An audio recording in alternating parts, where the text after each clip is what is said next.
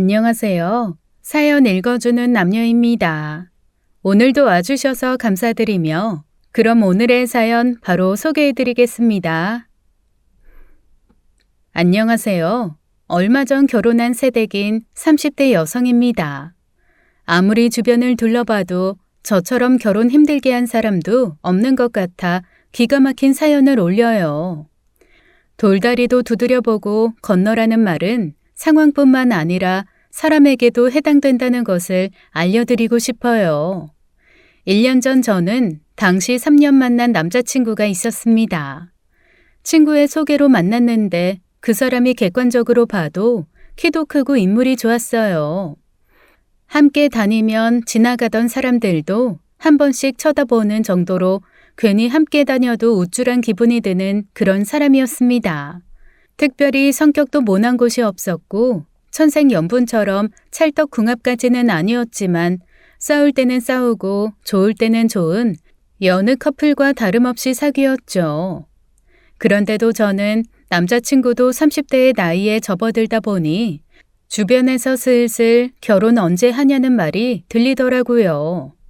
사귀는 동안 결혼 이야기를 진지하게 해본 적은 없지만 한 번씩 나중에 어떤 동네에 집을 사면 좋겠다느니 아이는 몇 명이 있으면 좋겠다느니 하는 이야기를 한 적이 있어요.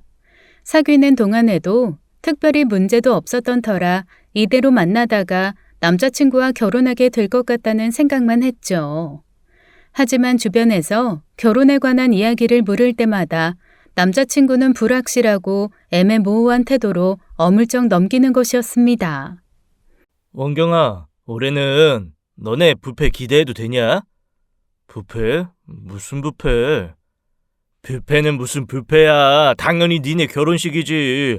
3년이나 만나 결혼 정년기인데 아직 생각 없어? 글쎄, 아니 나이가 무슨 대수야. 각자에 맞는 때가 있는 거지.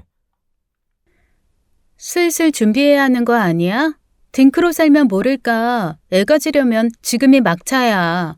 너무 늦어지면 여진이 더 힘들어질 텐데. 그러니까 다 때가 있다고요. 아유, 자 마시자. 함께 어울리는 친구들 중 절반이 결혼한 상황이었고, 그래서 자연히 친구들도 우리 결혼에 기대가 있었는데 늘 그런 식으로 얼버무리며 넘기곤 했죠. 그러다 보니 친구 중 하나는 아무래도 남자친구가 좀 수상하다며 결혼 생각이 있는지 없는지 확실히 알아두는 게 좋겠다는 조언을 하더라고요. 제가 결혼 생각이 없으면 모를까 저도 전부터 빨리 결혼해 아이 둘을 낳고 싶다고 이야기했던 터라 친구도 제 생각을 해서 하는 말이었습니다. 처음엔 별 생각이 없었는데 저도 남자친구가 결혼 질문에 회피한다고 생각하고 있었고 그래서 확실히 하고 싶어 단도직입적으로 물었죠. 원경아, 우리 결혼 언제쯤 하는 게 좋을까? 결혼? 야, 너까지 무슨 결혼 타령이야. 안 그래도 애들이 시시하게 결혼 이야기할 때마다 곤란해 죽겠는데. 시시하다니? 할 때 된 것 같은데 이야기가 안 나오니까 애들이 궁금하니 묻는 거잖아. 야, 됐어. 결혼은 무슨? 너 나랑 결혼할 생각이야? 아니, 난 결혼 생각 없어. 결혼 생각이 없다고? 지금까지 그런 말 없었잖아. 그런 말 없었으면 당연히 결혼하는 거야? 나는 결혼할 생각이 없었는데. 그럼 애들이 결혼 이야기 꺼냈을 때 그렇게 이야기하지 왜 어물쩍 넘어갔는데? 야, 다른 애들이 무슨 상관이야. 결혼할 생각 없다고 하면 또 얼마나 귀찮게 꼬치꼬치 캐묻겠어. 난 그런 거 귀찮아. 딱 질색이야. 그럼 나랑 계속 연애만 할 생각이었던 거야? 그런 거면 미리 말했었어야지. 왜? 만나면 다 결혼해야 하는 것도 아닌데 그걸 왜 미리 말해야 해? 아니, 우리가 20대 초반도 아니고 20대 후반에 만나서 지금까지 사귄 거면 보통 그렇게 생각하지 않아? 나는 그렇게 생각 안 했는데. 아, 나 결혼 생각 없어. 결혼하면 책임감 느끼고 그동안 내가 누렸던 삶도 다 포기해야 하잖아. 너도 우리 엄마처럼 결혼했으니 가정에 충실해라. 애 아빠답게 살아라. 그럴 거 아니야. 나는 우리 아빠처럼 살고 싶은데? 저는 할 말을 잃고 말았습니다. 결혼할 생각이 없다는 것도 그렇지만 그 당당한 태도에 저 혼자 착각해 벌어진 문제인가 싶었거든요. 남자친구 아버님은 젊은 시절 음반도 낸 통기타 가수였다고 들었습니다. 평생 가족에 대한 책임감은 없이 기타 하나 메고 전국을 돌며 7080 라이브 카페에서 공연하며 사셨다고 해요. 형편도 좋지 않아 어머님께 생활비라고 보내주는 돈은 거의 없어 어머님께서 생계를 끌어나가며 3남매를 키워오신 것으로 압니다. 그래서 그런지 어머님께서 굉장히 억척스럽고 남자친구한테 기대는 경향이 있어요.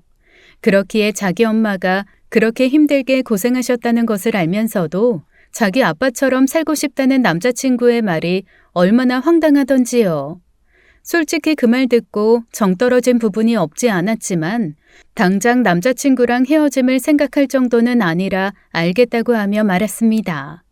결혼 생각이 없으면 모를까 저는 결혼도 하고 아이도 낳고 싶어 차츰 남자친구와의 관계를 정리해야겠다고 생각했죠. 그래서 남자친구랑 보내는 시간보다 저를 위해 보내는 시간을 늘렸고 퇴직 후 오래전부터 꿈꿨던 사업을 시작했어요. 제가 도예과를 나와 저만의 공방을 차리는 것이 꿈이었는데 마침 카페를 운영하고 싶은 엄마와 의견이 맞아 얼마간 돈을 합쳐서 나란히 공방과 카페를 차렸거든요.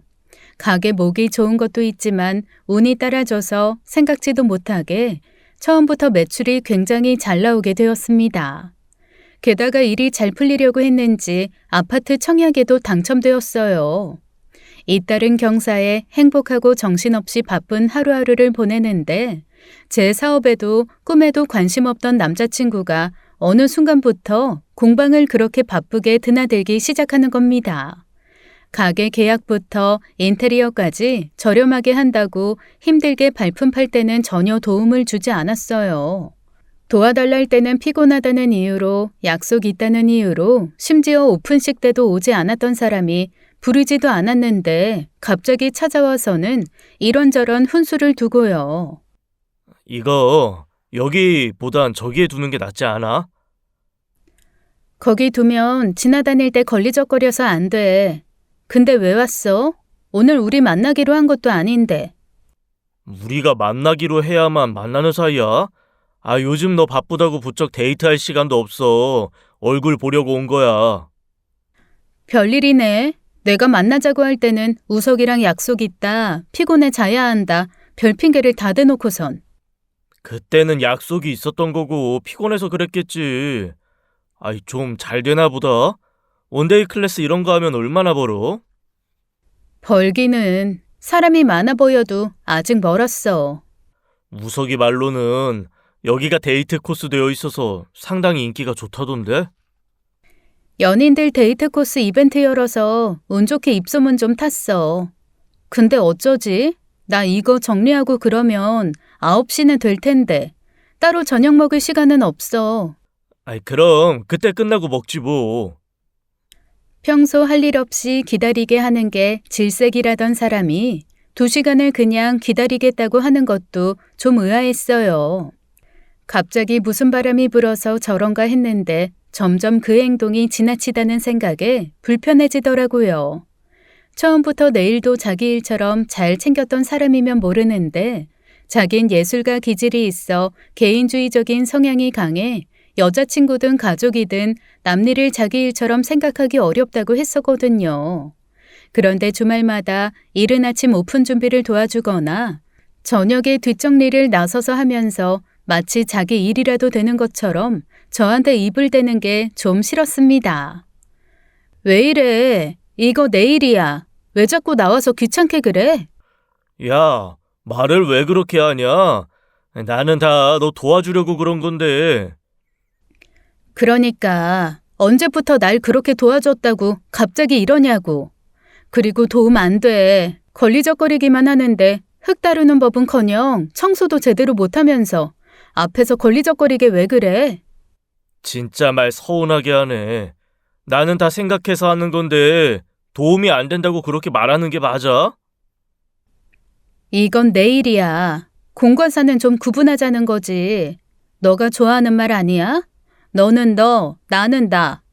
전처럼 내일은 내가 알아서 하고 싶으니까 정 기다리고 싶으면 저기 앉아서 좀 기다려. 사실 어지간하면 늘 제가 남자친구에게 맞춰주는 편이었어요.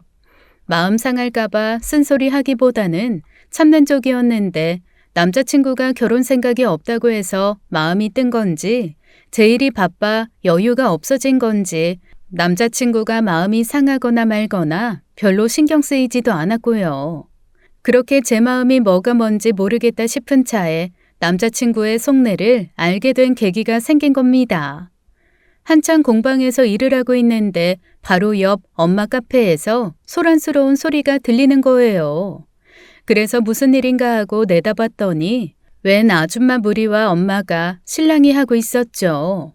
간혹가다 무례한 손님들이 있어 또 그런가 보다 하고 가봤더니 갑자기 어떤 아줌마가 저를 반갑게 아는 체를 하시는 겁니다. 어머, 여진이니? 나야 나, 원경이 엄마, 차원경. 아, 안녕하세요 어머니. 그런데 무슨 일로? 원경이가 너 공방이랑 카페 열었다고 해서 와봤는데 좀 너무한다. 야박하게 딸 남자친구 엄마라는데도 커피값을 받으려 하니 섭섭하지 뭐야. 안 그래도 너 불러보려던 차였어. 너희 어머니가 영 못 믿는 눈치라. 엄마는 그분의 말에 난처하게 저를 바라보았고 이를 키우고 싶지 않았던 저는 그냥 눈치껏 주라고 하고 말았습니다. 커피값 그거 얼마나 된다고 얼마든지 남자친구 어머님 대접해드릴 수야 있지만 엄마가 알아서 내지 않으셔도 된다고 한 것도 아닌데 느닷없이 자기가 당신 딸 남자친구 엄마니까 그냥 좀 해주면 안 되냐고 하는 건 좀 경우가 없더라고요. 그런 사람이랑 실랑이 하느니 기분 상할 것 같아 대충 응대하고 보낸 뒤 남자친구에게 이야기했어요. 오늘 어머님 오셨더라? 말도 없이 그렇게 오셔서 좀 곤란했어. 그래? 아이, 내가 엄마한테 너 가게 열었다고 했더니 한번 찾아가 봐야겠다고 하더라고. 그래서 갔나 보다. 나도 몰랐어. 미리 연락 좀 주시지. 그리고 카페에서 내 남자친구 엄마라고 하시면서 커피 그냥 달라고 해서 엄마도 좀 난처하셨나 봐. 미리 언질이라도 있었음 당황하지도 않았을 텐데. 혼자 오신 것도 아니고 지인 5을 데리고 오셔서 그렇게 막무가내로 요구하시니 엄마도 얼마나 황당했겠어. 엄마는 당연히 아는 사람이니까 그냥 주실 거라고 생각했나 보지. 아, 근데 너 그 아파트 입주일은 언제라 그랬지? 아파트? 그거 내년 가을. 왜? 내년 가을? 아니, 뭐 엄마가 언제 독립할 거냐고 하길래 그럼 그쯤이라고 하면 되겠다. 독립? 그게 무슨 말이야? 당장 결혼할 것도 아니면 평생 같이 살 거냐고 하시길래 나간다고 했지. 그럼 너 그 아파트 입주할 때 나도 같이 들어가면 되잖아. 뭐? 너가 왜 같이 들어가? 왜 같이 들어가냐니? 같이 살 수 있는 거 아니야? 너 그럼 거기서 혼자 살려고 했어? 당연히 나 혼자 살지. 너야말로 무슨 말 하는 거야? 네가 왜 같이 들어가? 나는 너랑 동거할 생각 없어. 와, 야, 너 어떻게 그렇게 큰 집에 너 혼자 살 생각을 해? 내 생각은 안 해?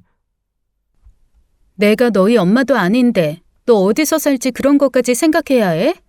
나는 애초에 청약 들 때부터 나중에 신혼집까지 염두에 둔 거야. 동거할 생각으로 들어가는 게 아니라. 결혼? 뭐야, 뭐 결국 결혼하자는 이야기야? 뭐 살다 보면 결혼도 할 수 있는 거지. 야, 너 결혼 생각 없다며. 가족에게 얽매이지 않고 자유롭게 바람처럼 사는 아버님처럼 살고 싶다더니 무슨 결혼이야? 사람 생각이 바뀔 수도 있는 거지. 너는 뭐 작년에 가졌던 소신 그대로 지키고 살아? 뭐 정 결혼하고 싶으면 입주 전에 하든가. 그리고 우리 신혼집 하면 되겠네. 인생에 결혼은 없을 것처럼 굴더니 이젠 결혼이 되게 쉽나 보다. 내가 가진 거 없고 별 볼 일 없는 것 같을 때는 칼같이 굴더니 이제 집도 생기고 사업도 잘 된다 싶으니까 얼씨구나 싶어? 야, 됐어. 우리 그냥 헤어지자. 너처럼 내가 아니라 내 상황에 따라 변하는 사람이랑은 절대 결혼 못해. 야, 이게 무슨 나를 속물로 몰아가네? 그냥 생각이 바뀐 거라고 생각이. 생각이 아니라 네가 가진 저울 속 기준이 달라진 거겠지. 어머님한테 독립은 하고 싶고 마침 집 있는 만만한 여자친구 있으니 얹어 가도 되겠다 싶은 거 아니야. 나는 바람처럼 사는 남편 같은 거 필요 없으니까 다른 데 가서 바람처럼 머물다 가도 좋다는 주막 주모 같은 사람 만나라. 저는 그 길로 남자친구에게 미련 없이 이별을 고하고 일어났습니다. 그동안 마음이 싱숭생숭했는데 어찌나 홀가분한지 돌아오는 발걸음이 너무나 가볍더라고요. 홀가분하게 관계를 정리했다고 생각한 저와는 달리 남자친구는 제가 그냥 삐졌다고 생각했는지 그 뒤로도 아무렇지 않게 연락하거나 공방에 찾아오는 일이 있었어요. 그때마다 저는 우리의 끝난 관계를 몇 번이나 인지시켜 주었고 결국 연락처를 차단하면서 완전히 끝내버렸죠. 3년이 넘는 길지 않은 시간이라 아쉬워질 줄 알았는데 끝까지 정떨어지는 행동만 해준 덕분에 마음을 정리하는데 그렇게 오랜 시간이 걸리지도 않았습니다. 일에 매달려 있다 보니 시간도 금방 가고요. 그리고 몇 달 뒤 공방 수강생으로 들어와 연이 닿은 남자와 다시 연애하게 됐어요. 그 사람은 전 남친과 달리 섬세하고 다정하며 결혼하면 딱 가정적인 남자가 될 것 같은 사람이었죠. 사람 좋아하고 술자리 좋아했던 전 남친과 달리 도예나 그림 같은 취미를 가지고 있는 것도 마음에 들었고요. 3년이나 만나놓고 나중에서 결혼 생각 없는데 무슨 소리냐고 오리발 내밀던 전 남친과 달리 그 남자는 처음 시작하기 전부터 결혼에 관한 자기 생각을 말해주었죠. 여진 씨도 저도 나이가 있으니 이렇게 시작하는 게 어떤 의미가 있는지 알아요. 아직은 결혼을 마르기에 섣부르다고 생각할지는 모르겠지만 저는 진지하게 여진 씨랑 결혼을 바라보면서 만나보고 싶은데요. 당연히 저도 나이가 있다고 해서 떠밀리듯 결혼하고 싶은 생각도 없었고 이 사람을 만난다고 당연히 결혼할 거란 생각은 없었지만 처음부터 그렇게 이야기하니 신뢰가 가더라고요. 그래서 저희는 자연스레 연인이 됨과 동시에 누가 먼저랄 것도 없이 미래를 그리며 결혼 준비를 하기 시작했습니다. 무엇보다도 좋아하는 사람이 바로 저희 부모님이셨어요. 내가 말을 안 해서 그렇지 원경인지 뭔지 걔랑 헤어져서 얼마나 속이 다 후련했는지 몰라. 그랬어? 엄마 원경이 마음에 안 든다는 말 한 번도 한 적 없잖아. 그거야. 네가 좋아하니까 그런 거지. 애가 얼굴 반반한 거 믿고 너 함부로 하는 것 같아서 마음이 좀 안 좋았어. 결혼이라도 한다고 하면 그땐 나서서 반대해야 할 텐데 어쩌나 싶었던 차에 얼마나 다행인지. 엄마가 그렇게 생각하는 줄 몰랐네. 한 번도 제대로 만난 적도 없으면서. 만나봐야 알아? 엄마는 네 얼굴만 봐도 알아. 연애하면 매일 웃어도 모자랄 판에 넌 남자친구랑 전화한다고 하면 꼭 한숨 쉬고 돌아오거나 곧 죽을 사람처럼 인상 쓰고 나오는데 제대로 만난다고 볼 수 있겠어? 진짜? 내가 그렇게 죽상을 하고 있었나? 나름 그래도 행복했던 적도 많은데 엄마가 날 그렇게 관찰하고 있는 줄은 몰랐네. 나뿐이야? 네 아빠도 쓴소리 못해서 그냥 지켜본 거지. 나 시켜서 너 빨리 헤어지게 하라고 한 적이 한두 번이 아니야. 몇 달 전에도 너 걔 만나고 와서 밤에 울었잖아. 알았어? 그땐 나도 기억난다. 눈물 날만 했어. 나는 걔가 나랑 결혼 생각하는 줄 알았는데 결혼 생각 없다고 딱 잘라 말하더라고. 뭐? 근데도 몇 달을 더 만났단 말이야? 아주 너는 내 속에서 나왔지만 나 닮지 않아서 아주 맹추 같은 구석이 있어. 그런 놈이 뭐가 좋다고 계속 만난 거야? 그러게. 그래도 더 만나보길 잘했다 싶은 게 만나면서 마음 정리 다 해서 그런지 미련이 하나도 없더라. 엄마 말처럼 내가 맹추 같은 구석이 있어서 그때 그냥 홧김에 헤어지자고 했으면 미련 남아서 내가 다시 만나잘 수도 있었어. 아유, 어쩌다 너한테 건호 같은 복덩어리가 굴러들어와서 하늘이 도왔어 아주. 건호 오빠는 괜찮은 것 같아? 말했잖아. 엄마는 너 표정만 보면 안다고. 당장 결혼시켜도 문제 없겠다 싶어.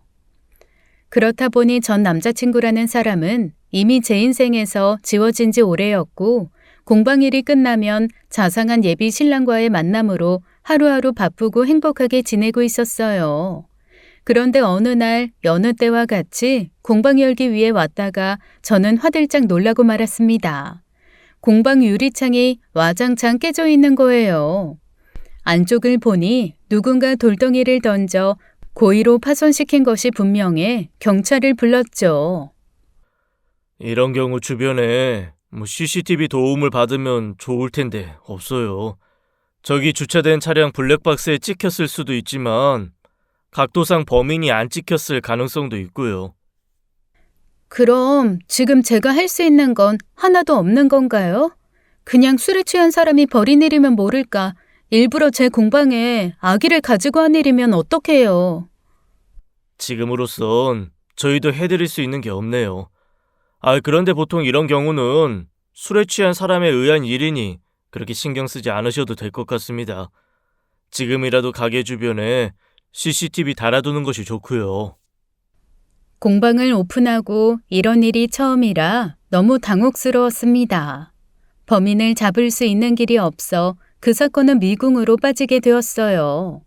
예비 신랑은 불안해하는 저를 위해 그날 바로 CCTV 업체를 불러 카메라를 달아주었고 며칠간 아침 저녁으로 함께 출퇴근을 해주었죠. 그렇게 조금씩 안정을 찾아가던 그때 모르는 번호로 연락이 오기 시작했습니다. 처음엔 공방 예약을 하기 위한 연락인 줄만 알았는데 연락이 오는 주기도 그렇고 낌새가 이상하더라고요. 그런데 아니나 다를까 그 번호는 전 남자친구의 바뀐 전화번호였어요. 나 원경이야. 만날 수 있을까? 라는 문자를 받자마자 바로 또 차단했습니다. 그런데 하루 만에 다른 번호로 또 연락해 온 거예요. 그래서 바로 연락해서 따져 물었죠. 대체 왜 그래? 우리 이미 끝났어. 인제 와서 어쩌자고 연락하는 건데. 우리가 얼마나 만났는데 그렇게 쉽게 헤어지는 게 말이 돼? 말이 왜 안 돼? 같이 살던 부부도 하루 만에 남이 되는 마당에 3년 만난 커플이 헤어지는 게 뭐가 문제인데? 헤어질 수도 있지. 그럼 다시 만날 수도 있는 거 아니야? 내가 싫다고. 나 결혼할 남자친구도 생겼어. 남자친구 뭐 얼마나 됐다고. 그 사람이 뭐 나보다 너를 더 잘할 것 같아? 야, 너는 그리고 그렇게 결혼하고 싶었으면 처음부터 말하지 그랬어. 그랬으면 나도 처음부터 고려를 하고 마음의 준비를 했을 거 아니야. 좋아하고 만나서 사귀면 당연히 결혼은 생각할 수 있는 거 아니야? 너랑 이야기하다 보면 내가 너한테 말도 없이 결혼 생각한 게 마치 대단한 잘못처럼 느껴져. 너는 나랑 적당히 연애나 즐기면서 네 인생 즐기고 싶었을지 모르겠지만 나는 결혼해서 애도 낳고 살고 싶은 미래를 가지고 있었다고. 알았다고. 이제 그 마음 다 알았으니까 결혼해 준다고. 야, 됐다. 말도 통하는 사람이랑 하는 거지. 나 곧 결혼해.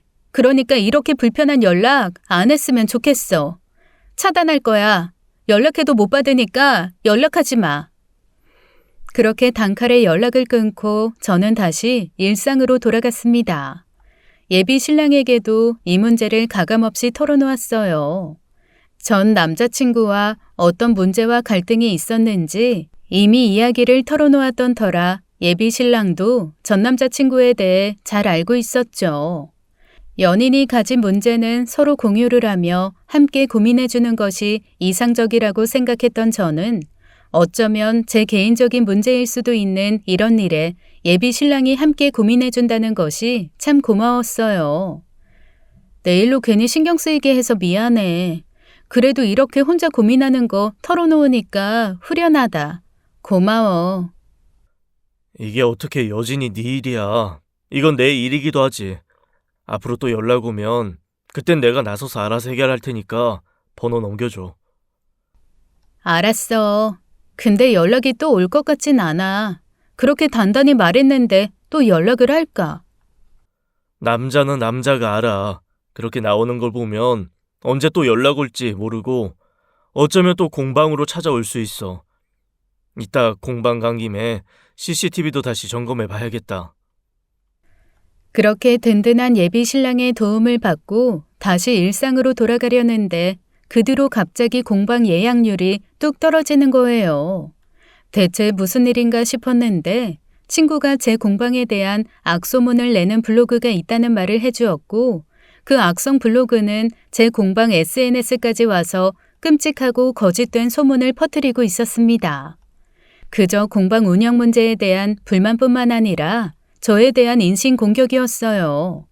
다른 곳보다 흙을 더 적게 준다느니 도와달라고 했더니 매섭게 노려보며 그것도 못한다고 면박을 줘서 창피했다느니 자기가 작품을 다 망가뜨려 놓고 고객이 잘못 만들어서 작품이 파손됐다고 책임 못 진다고 했다느니 하는 있지도 않은 사실도 문제지만요.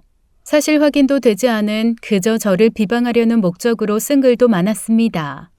이 공방 주인이 굉장히 문란한 사람이라 밤마다 클럽 가서 남자들 만나는 게 취미라는 둥, 전남친 사이에서 애도 2번이나 갖고 낙태했다는 둥, 정말 말 같지도 않고 모욕적인 말도 안 되는 글들로 도배가 되어 있었어요.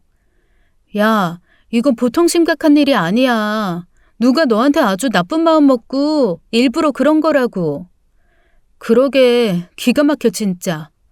근데 이거 원경이가 한 짓 아니야? 사실 나도 지금 의심은 하고 있어. 지금 이 상황에서 나한테 이런 짓 벌일 사람은 걔밖에 없으니까. 야, 이거 그냥 넘어가면 안 돼. 신고하고 꼭 잡아서 처벌해. 괜히 너 예정이니 뭐니 그런 걸로 그냥 넘어가면 차원경 그거 너 완전히 만만하게 보고 앞으로도 또 그럴 거야. 응, 안 그래도 건호 오빠가 사이버 수사대에 신고하겠다고 전부 읽어 들여놓았어. 진짜 차원경 짓이면 더 용서 못하지. 전에 만났던 연인이 나에 대해 그렇게 무차별적이고 끔찍한 사이버 테러를 가했다는 사실이 충격이었어요. 비록 끝이 그다지 좋지 않긴 했지만 누군가를 끔찍한 기억으로 남기고 싶지 않아 차라리 저를 모르는 어떤 미친놈이 한 짓이길 바랬죠. 하지만 그건 그저 제 바람이었을 뿐 제게 그렇게 악의적인 글을 남긴 사람은 역시나 전 남자친구가 맞았습니다. 저는 친구와 예비 신랑의 조언에 따라 그를 고소해서 명예훼손과 허위사실 유포에 따른 손해배상 청구로 처벌을 받게 했죠. 문제가 해결되었다고 해서 기분이 나아지진 않았어요. 사귀는 동안 결혼 문제로 인한 갈등이나 끝에 마음이 식어 생긴 문제 말고는 큰 문제도 없던 사람이었어요. 싸우기도 싸웠지만 화해하고 좋을 땐 또 누구보다도 좋았고 어쨌거나 제가 한때 사랑했던 사람인데 그런 사람이 저에게 그런 끔찍한 악담을 하고 다녔다니 너무 속상했죠. 고소장이 들어가고 나니 결국 또 공방까지 찾아왔더라고요. 전에 없이 초췌한 몰골로 나타나 제 눈치를 보며 서 있는데 솔직히 안 됐다는 생각보다는 좀 무섭다는 생각이 들더라고요. 그래서 공방 안으로 들이지도 않고 일부러 사람이 지나다니는 길에 서서 짧게 이야기를 나누었습니다. 왜 왔어? 연락하지도 찾아오지도 말랬더니. 미안해. 내가 나쁜 마음을 먹고 그런 건 아니고. 뭐? 그게 말이 되니? 나쁜 마음을 먹고 그런 게 아닌데 그렇게 끔찍한 말을 쓴다고? 공방 이미지 타격은 둘째치고 나는 너한테 너무 실망했어. 너는 내게 그래도 한때 사랑했던 사람으로 기억될 기회마저 잃은 거야. 누군가 너에 대한 이야기를 꺼내면 나는 치가 떨리지. 너를 단 한순간도 그리워하지 않을 거라고. 그런데 갑자기 제 말을 듣던 남자친구가 그 자리에서 무릎을 꿇는 거예요. 저는 너무 당황스러워서 물러섰고 괜히 주변의 이목을 끄는 것 같아 너무 싫었습니다. 미안해 여진아. 내가 정말 잘못했어. 아니, 나는 네가 나한테 그렇게 소중한 사람인 줄 너무 늦게 깨달았어. 너랑 헤어지고 나서야 나는 너 없이 살 수 없다는 거 알아버렸어. 제발 나한테 다시 한 번만 기회를 줘, 응? 이제 와서 무슨 소리야. 나 남자친구 있고 곧 결혼할 거라고. 2번, 3번 말해야 알아들어? 그 말이 무슨 말인지 몰라? 우린 다시 시작할 수가 없다고. 나는 지금 남자친구한테 너한테 한 번도 못 받은 마음과 사랑을 받고 있어. 원경아, 나는 그래서 설사 지금 남자친구랑 헤어지더라도 너한테 돌아가는 일은 없어. 알겠어? 사람이 실수를 할 수도 있고 뒤늦은 후에 기회를 얻어 만회를 하기도 해. 그런데 너는 내 실수를 그냥 넘어가지도 못하고 만회할 기회도 안 주겠다는 거야? 그게 어떻게 실수야. 내가 나 비참해질 것 같아서 이런 말까지 안 하고 싶었는데 너 내 공방 잘 되고 아파트 됐다는 거 안 뒤로 마음 바뀐 거잖아. 그런 거 아니라고. 아니긴 뭐가 아니야.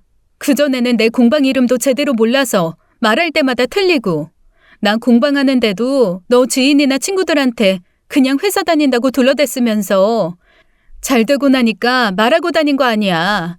더 말하기도 입 아파. 내가 돈 잘 벌어 그제야 네 삶이 내 덕에 더 편해질 것 같으니까 마음 바뀌어서 결혼하자고 한 거잖아. 너는 처음부터 결혼하기 싫었던 게 아니라 그냥 내가 돈 없고 내세울 것 없는 것 같은 나랑 결혼하기 싫었던 거야. 너는 나를 대체 어떻게 생각하는 거야? 그건 그냥 네 멋대로 생각한 거잖아. 다 떠나서 어떤 남자가 자기 분풀이하겠다고 자기 전 여자친구를 그렇게 이야기해? 클럽에서 남자를 밤낮 없이 만나는 문란한 창녀? 낙태를 밥 먹듯이 하는 년? 어떻게 그런 이야기로 전 여자친구를 모욕할 수 있냐고. 그건 내가 너무 화가 나서. 야, 너 지금 모르나 본데 이거 엄연한 폭력이야. 네가 손발을 쓰지 않았다고 해서 내가 눈에 보이는 상처가 없다고 해서 상처받지 않은 게 아니라고. 나는 그 글 보고 주먹으로 몇 대 맞은 것보다 더 심한 충격받았어. 차라리 주먹으로 몇 대 맞은 거면 몇 주 앓고 끝났겠지. 난 널 떠올릴 때마다 그 글도 같이 떠올리게 될 거야. 평생을. 당장 내 눈앞에서 꺼져. 이런 꼴도 보고 싶지 않으니까 당장 꺼지라고. 그렇게 한번 울분을 쏟아내고 나니 그동안 참았던 감정이 폭포처럼 쏟아져 내렸습니다. 애써 부정하고 잊어버리려고 했는데 저를 향한 도를 넘은 그 인신공격들이 머릿속에서 떠나질 않았어요. 전 남자친구는 그 글을 보고 지금 예비 신랑이 나가 떨어져 주길 바랐겠지만 오히려 그게 저희 사이를 더 끈끈하게 만들어 주었죠. 예비 신랑은 제 마음을 완벽하게 다독여 주었고 내일을 자기 일처럼 생각하고 해결해 주려는 모습에 든든했어요. 당장 가서 한 대 때려주고 싶다는 예비 신랑에게 괜히 손 더럽히지 말라고 법이 해결해 주기까지 기다리자고 했죠. 그렇게 한동안은 조용한가 싶었는데 어느 날 갑자기 공방에서 일하는 제게 엄마가 온 겁니다. 카페에 저를 찾는 손님이 있는데 어떻게든 내보내려고 했지만 저를 만나야 가겠다고 억지를 부린다면서요. 설마 전 남자친구인가 했는데 가봤더니 의외의 인물이 저를 기다리고 있었죠. 바로 전 남친 엄마였어요. 그 사람은 엄마 카페에 앉아 태연히 커피를 마시며 저를 기다리고 있었던 겁니다. 어머, 여진이 왔어? 내가 얼마나 기다렸는지 몰라. 여긴 어쩐 일이세요? 남녀 일엔 함부로 끼는 게 아니라지만 자식 일이 되다 보니까 내가 가만히 있을 수가 있어야지. 요즘 우리 원경이가 여진이 너 때문에 속이 많이 상했는지 많이 힘들어하더라. 그 일은 원경이 만나서 이야기했고 이미 끝난 이야기예요. 더는 어머님이랑 할 이야기는 없는 것 같습니다. 그러지 말고 좀 앉아봐. 듣자 하니 너 처음에 우리 원경이가 결혼 생각 없다고 해서 마음 상했다며. 나중에 다시 결혼하자니까 말 바꿔서 싫다고 하고. 여진아, 남자 말 고지곧대로 듣는 거 아니야. 결혼 생각 없다는 건 그냥 그때 원경이가 마음의 준비가 안 됐던 건데 그 메시지를 해석 못한 네 잘못도 있잖아. 나는 너네가 너무 섣불리 헤어졌다는 생각이 드네. 처음 결혼 이야기하고 몇 달에 걸쳐 충분히 생각하고 고민한 뒤에 결정한 거예요.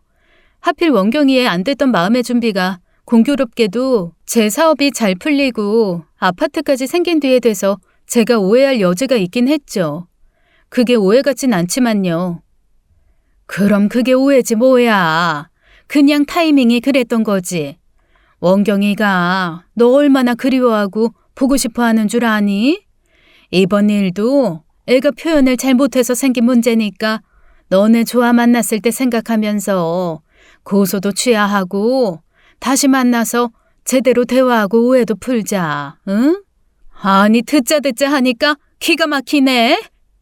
모전자전이라고 두 모자가 똑같이 말귀를 못 알아먹고 한 이야기를 계속하게 만들어 피곤하다 싶던 차였습니다. 카운터에 앉아 잠자코 기다리던 엄마가 나선 거예요. 지금 내 딸 앞에서 무릎 꿇고 싹싹 빌어도 생각해 볼 판에 은근슬쩍 이 모든 문제가 내 딸이 잘못한 것처럼 몰아가면서 고소를 취하해달라? 뭐 이런 뻔뻔한 여편네가 다 있어? 뭐 뻔뻔한 여편네? 이 여자 말하는 것 좀 봐. 되게 상스럽네. 더 상스러운 소리 해줘? 못 배워먹은 여편네가 커피값 3,500원도 없이 거지처럼 빌부터 마시고 있는 주제에 이 여자야, 이런 시간 있음 가서 당신 아들 못 끝낸 가정교육이나 다시 시켜. 어디 그런 미친 소리로 내 딸 명예훼손을 시켜놓고 말 한마디로 퉁치려고 들어? 뭐? 메시지를 해석 못한 네 잘못도 있잖아? 내가 진짜 기가 막히고 어이가 없어서 앞으로 그 뻔뻔한 얼굴 다시 한 번만 들이밀어봐. 내가 아주 갓 뽑은 커피를 그 얼굴에 그냥 찌그러뜨려 버릴 테니까. 그렇게 엄마와 합세하여 전남친 엄마를 쫓아냈죠. 전남자친구에 거기다 전남자친구 엄마까지 나서서 사람을 이상한 사람 만드는데 저런 사람들과 가족이 안 된 건 하늘이 도왔다, 조상신이 도왔다 했어요. 제발 더는 엮일 일이 없었으면 좋겠다고 생각하던 차에 이번엔 엄마 카페에 문제가 생겼습니다. 엄마 불러다 아무도 없는 공방에서 점심 먹고 엄마 카페에서 커피 한잔 하려는데 엄마 친구가 오셔서 그러는 거예요. 여진 엄마, 나 진짜 이상한 거 들었잖아. 뭘 들었는데? 내가 저기 그 햄버거집 있는 건물에 요가 다닌다고 했지? 그랬지. 딸이 끊어줬는데 힘들어 죽겠다고 다니네 마네 했잖아. 근데 환불이 안 된다고 해서 계속 다니고 있는데 거기 나오는 다른 여자들이 있거든? 근데 그 여자들이 이야기를 하는데 듣자하니 여진 엄마 카페 이야기를 하는 거야. 이 카페가 원산지에서도 쓰레기로 취급하는 원두 사다 커피 만들어서 물만 왕창 넣은 맹탕커피 준다는 곳이라는 거야. 뭐? 그뿐이게? 그 옆에 공방 어쩌고 저쩌고 여진이 아무렇지도 않게 여진이 흉을 보는데 내가 기가 막혀서 그 여자들한테 어디서 그런 말도 안 되는 소리를 하느냐고 다그치니까 자기들도 다 들은 이야기라는 거야. 누구한테 들었는데? 대체 어떤 미친놈이 그런 이야기래? 엄마는 가만히 있을 수 없다며 그 친구분과 요가원을 찾았고 그곳에서 소문의 진원지를 찾을 수 있었습니다. 그건 다름 아닌 전남친 엄마였어요. 자기 아들과 헤어진 데다가 카페에서 자기를 몰아냈다는 것에 앙심을 품고 자기 지인들에게 말도 안 되는 소문을 낸 것이죠. 엄마는 그 길로 당장 고소장을 넣었고 절대 선처는 없다고 못 박았죠. 자기 지인들 앞에선 고소할 테면 해보라고 뭐가 무섭냐고 배짱을 부리더니만 며칠 뒤에 또 카페로 찾아왔어요. 미안해요. 내가 여진이 저거 우리 아들 짝이면 딱 좋겠다 싶은 차였는데 일이 어그러지니 아쉬운 마음에 실어냈네. 아주머니도 딸 가진 엄마니 그 마음 알 거 아니에요. 저는 도통 모르겠네요. 딸 가진 엄마니 남의 자식도 귀하단 생각에 그런 일은 상상도 못할 것 같은데요. 불쾌하니 괜히 저까지 싸잡아 그쪽 같은 사람이랑 묵지 않았으면 좋겠네요. 모양새도 좀 그렇잖아요. 모녀가 쌍으로 고소하고 누구는 모자가 쌍으로 고소를 받고 좋은 게 좋은 거라고 서로 이해하고 그러면 좀 좋아요. 그러지 말고 얼른 취하 좀 해줘요. 됐고요. 할 말 있음 가서 법원에서나 하세요. 더는 들을 말도 들어줄 말도 없으니까. 이렇게 찾아오는 것도 영업방해로 고소할 수 있는 거 아시죠? 더 해줘요? 아니 좀 사람이 이렇게까지 하면 적당히 봐줘야 하는 거 아니에요? 사과는 받는 사람이 알아서 받는 거지. 해야 할 사람이 강요를 합니까? 가세요. 가시라고요. 다행히 그 뒤로 전 남자친구 엄마가 엄마 카페를 찾아오는 일은 없었지만 언제고 다시 그 지긋지긋한 모자를 볼지도 모른다는 불안으로 하루하루를 보내야 했습니다. 그 사이 결혼은 코앞으로 다가왔고 신축 아파트도 완공되어 입주만을 남겨두고 있었죠. 그런데 차츰 잊혀갈 즈음 다시 전 남친이 찾아온 겁니다. 막 공방문을 닫고 집으로 가려는데 갑자기 불쑥 나타나 내 길을 막은 거죠. 각설이랑 전 남친은 죽지도 않고 돌아온다더니 그게 제 이야기가 될 줄 누가 알았겠나요. 반반한 얼굴 믿고 20대 초반엔 여자도 여러 갈아치우고 그 자존심과 콧대 높은 남자가 왜 저러나 싶겠지만요. 잘난 얼굴도 평생 가는 거 아니고 자기 관리 못하고 매일같이 술이나 마시니 순식간에 망가지더라고요. 살이 볼품없이 붙은 얼굴에 제가 좋은 생각이 들지 않아서 그런지 몰라도 인상도 안 좋아 보이고요. 이제 그만 좀 하자. 지긋지긋하지도 않아? 진짜 딱 한 번만 기회를 줘. 나한테도 기회를 줘야지. 왜 이렇게 결혼을 서두르는 건데? 내가 결혼을 서두르든지 말든지 너는 이제 상관이 없다고. 대체 몇 번을 말하게 하는 거야. 난 너한테 이런 거 일일이 설명해야 하는 거 지겨워 죽겠어. 너한테 줄 기회는 없다고. 여진아, 그러지 말고. 나 하루도 너 잊은 적 없어. 너가 하도 아니라고 하니까 나도 미련 털어보려고 했는데 아무리 생각해도 너만큼 나 챙겨주고 생각해준 사람이 없더라. 다시는 너 같은 사람 못 만날 것 같아. 어? 나 조만간 독립도 해야 하고. 그러니까 일단 우리 같이 살아보고 그때 다시 생각해보자. 어? 뭐? 대체 무슨 말을 하는 거야? 내가 너랑 왜 살아? 찾아오지 마. 따라오지도 마. 경찰에 신고하기 전에. 경찰이 뭐라도 대단히 해줄 것 같아? 돌 맞아 난리 났을 때도 뾰족한 수도 없었으면서. 뭐? 너 설마. 됐고, 다신 찾아오지 마. 나 너 무서워지려고 해. 저는 누군가 공방에 돌을 던져 파손된 사건이 떠올랐어요. 그 범인이 다름 아닌 전남친이라는 확신이 들자 너무 소름이 돋더라고요. 게다가 더는 말이 통하지 않는다고 생각해 도망치듯 그 자리를 벗어났습니다. 솔직히 미친 줄 알았어요. 이미 헤어지고 시간이 얼마나 많이 지났는데 마치 우리가 잠시 시간을 갖기로 한 것처럼 구니까요. 게다가 저는 이미 결혼을 앞둔 상황이고 그걸 몇 번이나 이야기했는데 저러니 너무 무서웠습니다. 그렇게 독립을 하고 싶으면 알뜰살뜰 제 돈 모아서 하면 될 것을 만나고 싶은 사람 다 만나면서 술이나 골프다 하면서 돈을 써대니 독립이 힘들었겠죠. 헤어지기 직전에는 무리가 될 것이 뻔한 차를 할부로 구입하기도 했었어요. 어차피 결혼할 생각도 없어 저렇게 하고 싶은 거 다 하고 사나 보다 싶었는데 지금 생각해보니 제 아파트가 있으니 자긴 그냥 사고 싶은 차나 사면 된다고 생각한 모양이었습니다. 그 뒤로 결혼 전까지 공방을 잠시 쉬어야 하나 그런 고민을 할 정도로 출퇴근이 힘들었습니다. 스토커처럼 숨어 있다가 제가 퇴근할 때쯤에 나타나는 것도 공포스러웠고 어느 날은 집 근처 어귀에 기다렸다가 나타나는 바람에 뒤로 넘어질 뻔한 적도 있었어요. 결국 예비 신랑이 바쁜 와중에도 저와 함께 출퇴근을 함께 해주었죠. 그리고 아니나 다를까 결국 또 퇴근길에 저를 기다리고 있는 전 남자친구와 예비 신랑이 부딪히고 만 겁니다. 제발 그만 좀 하시죠. 여진이가 충분히 이야기한 것 같은데 그쪽이 뭘 한다고 끼어들어. 이건 여진이랑 내 문제니까 끼어들지 마. 이제 내 아내가 될 사람 문제인데 그럴 순 없죠. 뭐? 내 아내?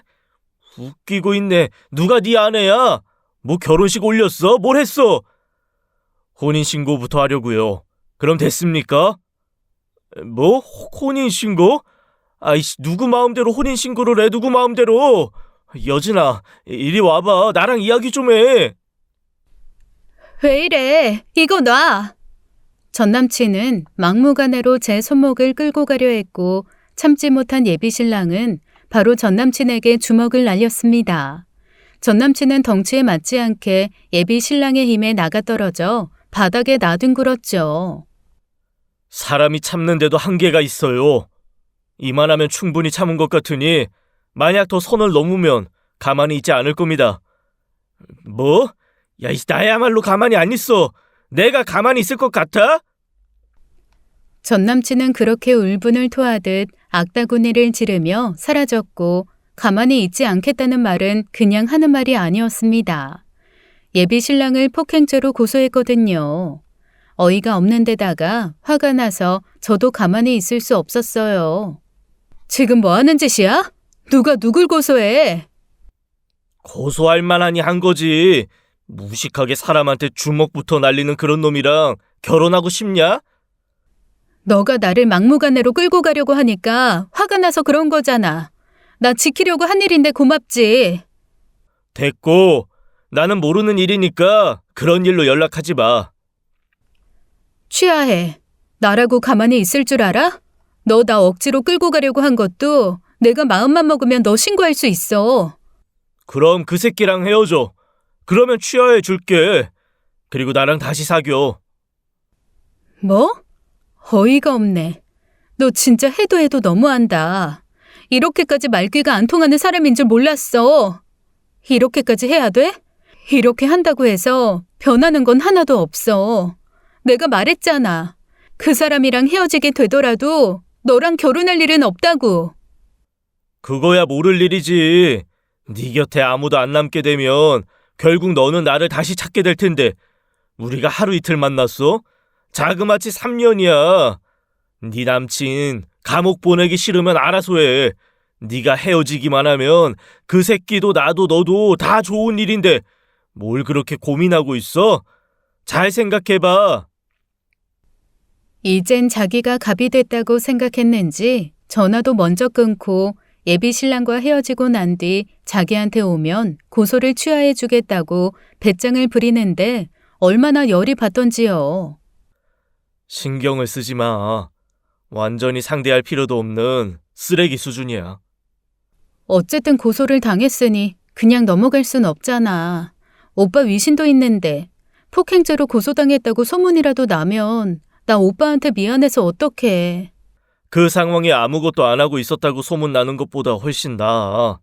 어차피 기껏해야 벌금 정도 물 거고 네가 나서서 증언하면 정상 참작돼서 벌금도 안 나올 일이야.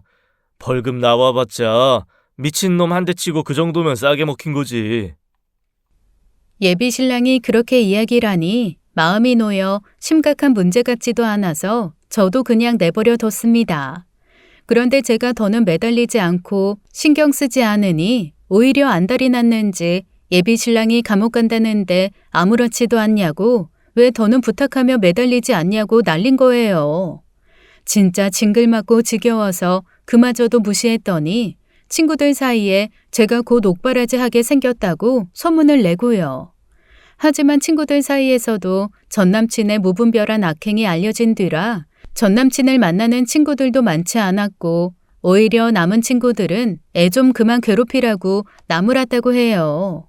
그러다 결국 제가 잠시간 공방문을 닫게 되는 계기가 생겼는데 그 역시 전남친과 관련된 문제였습니다. 어느 날 중년 여성의 그룹 예약이 잡혔거든요. 그런데 그분들이 아는 분 예비 며느리가 하는 곳이라고 하길래 와봤다고 공방 칭찬하며 좋아하시는 거예요. 예비 신랑에게 들은 이야기가 없어 어리둥절했지만 그래도 어머님 지인분들이시라고 하니 이것저것 더 챙겨드리며 신경 써드렸는데 그분 중 한 분이 그런 말씀을 하신 겁니다. 아유, 원경이 아주 장가는 잘 가겠네. 이렇게 똑부러지고 참만한 애가 어딨겠어. 일도 잘해, 싹싹해. 아주 원경 엄마 노났지. 네? 원경이요? 그래, 원경이, 차원경이. 그분 입에서 전남친 이름이 나온 순간 저도 모르게 들고 있던 흙덩이를 바닥에 떨어뜨리고 말았습니다. 알고 보니 그 지인분들은 예비 신랑 어머니의 지인들이 아니라 전남친 엄마의 지인분들이셨던 거예요. 그 난리가 났는데도 자기 지인들에게 저를 예비 며느리라고 하고 다니는 것이었죠. 그리고 기억이 안 나요. 같이 일하는 선생님 말이 제가 정신을 놓고 눈을 뜨고 쓰러졌다고 하더라고요. 병원에서는 제 증상을 보더니 극심한 스트레스에 의한 공황 발작이 온 거라고 했습니다. 공황 발작이라는 게 말로만 들어봤지 정말 제가 전혀 예기치 못한 순간에 오는 거더라고요. 어떠한 조짐도 없이 제 안에 쌓였던 스트레스가 한 번에 터지면서 사람을 극한으로 몰아넣는 기분이었습니다. 전 남친도 그렇고 그 엄마란 사람도 그렇고 제 상식에서 한참을 벗어난 사람들이라 무서웠어요. 사람 미치게 만드는 것은 일도 아니겠다 싶을 만큼 뻔뻔했고요. 한번 발작이 시작되니 전 남친 이름만 들어도 심장이 쿵쾅쿵쾅 뛰고 불안해져서 견딜 수가 없었습니다. 결국 엄마와 상의 끝에 공방도 카페도 잠시 문을 닫게 되었어요. 저는 약을 먹어가며 결혼 준비를 하게 되었습니다. 심할 때는 밖에 나가는 것조차 힘들어 집안에 틀어박혀 있거나 예비 신랑이 데리러 와야만 주변을 살피며 겨우 외출할 수 있는 수준이었어요. 그러다 보니 결혼식도 미뤄야 하는 거 아니냐는 말이 나왔지만 이미 청첩장이 나와 돌림마당에 많은 분들과의 정해진 약속을 어길 수 없어 그대로 진행하게 되었죠. 그렇게 결혼식 날이 되었고 많은 분들이 결혼을 축하해주기 위해 결혼식장을 찾아주었어요. 신부 대기실에 앉아 찾아온 하객분들과 사진을 찍으며 시간을 보냈고 이제 식이 시작된다는 안내에 따라 준비를 하고 있었어요. 대부분의 하객들은 식장으로 들어가 있었고 몇몇의 하객분들만 식장 밖에 서서 식장을 들여다보고 있었죠. 신랑이 먼저 행진하기 위해 준비하는데 갑자기 믿을 수 없는 일이 벌어졌습니다. 신랑이 있어야 하는 자리에 갑자기 전 남친이 예복을 입고 나타나 서 있는 거예요. 저도 신랑도 그리고 저와 함께 손을 잡고 행진하기 위해 바짝 긴장해 서 있던 아버지도 무슨 일이 일어났는지 모른 채 쳐다만 보고 있었습니다. 그런데 신랑 입장 준비하시라는 말에 갑자기 전 남친이 그 자리를 꿰차고 들어가려는 거예요. 신랑 얼굴을 아는 예식장 측에서 그 사람을 만류했고 그 사람은 적반하장으로 손을 뿌리치는 겁니다. 이게 대체 뭐 하는 짓입니까? 원래 내 자리야. 뻔뻔하게 이 자리 뺏은 건 그쪽이고. 제발 그만 좀 해. 뭐가 네 자리라는 거야. 너 지금 무슨 짓을 하고 있는지 몰라? 나랑 결혼하자며. 너가 나랑 결혼하고 싶다고 했잖아. 그래서 하겠다는데 왜 그러는 거야? 그게 대체 언제적 일인데 그래. 진짜 미친 거 아니야? 너 이거 정상 아니야. 정상 아니래도 상관없어. 너 여기서 결혼하는 거 절대 두고 못 봐. 나랑 안 하면 그 누구라도 못해. 너 그리고 그 집 다 내 거야. 저딴 자식한테 못 넘겨. 미친 소리 좀 그만해. 당장 비키지 못해? 예비 신랑이 전 남친을 거칠게 밀어내려는 순간 전 남친은 예비 신랑을 향해 주먹을 휘둘렀고 예비 신랑이 바닥에 나뒹굴자마자 주변에 있던 하객들이 너나 할 것 없이 달려들어 전 남친을 제압했습니다. 순식간에 로비는 아수라장이 되었고 당장 신랑 입장을 해야 하는 상황에 식이 지연되었어요. 식장에 있던 하객들도 다들 술렁거리며 로비에 나와 상황을 구경했죠. 세상에 세상에 미쳤다. 진짜 미쳤어. 여진아 신고했어? 내가 신고할까? 빨리 신고 좀 해줘. 제발. 친구의 도움을 받아 곧장 경찰에 신고했고 식이 지연되면 결혼식이 물 건너가는 상황이라 친지들의 도움을 받아 전남친을 묶어둔 뒤 겨우 결혼식을 진행했어요. 제가 예약한 홀에 다음 예식도 예정이 되어 있던 터라 친구들의 축가를 비롯해 예정되어 있던 식순을 생략하게 되어 애써 준비한 결혼식이 엉망이 되어버렸죠.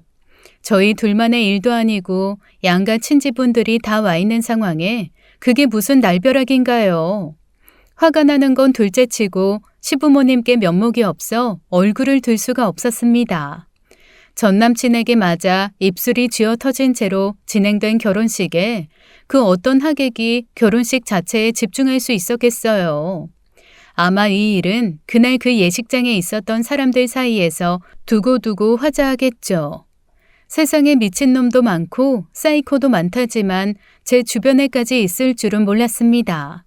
거기다 3년을 만나 그런 낌새도 없던 전남친에게서요.